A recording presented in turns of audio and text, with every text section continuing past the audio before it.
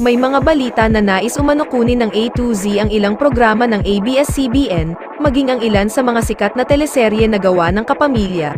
May magandang deal umano pala ang offer ng bagong AMBS sa muling pag-arangkada nito.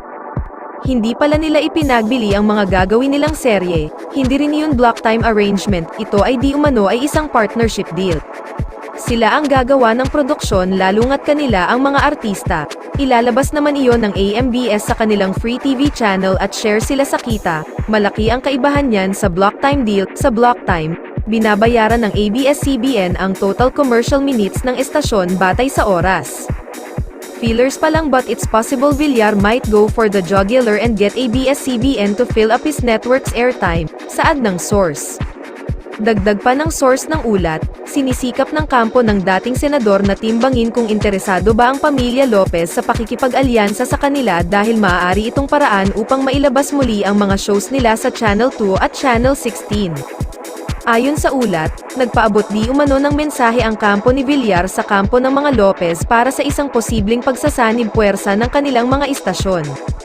Maaalalang last year ay lumabas ang ulat na naigawad ng NTC ang mga dating TV at radio frequencies ng ABS-CBN Broadcasting Corporation sa kumpanya ni Villar.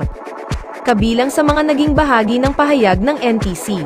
Pagkatapos ng teknikal na pagsusuri ng kahilingan ng AMBS para sa isang simulcast channel, ang Channel 2 ang pair na analog channel sa Mega Manila ng Digital Channel 16 ay pansamantalang itinalaga sa AMBS.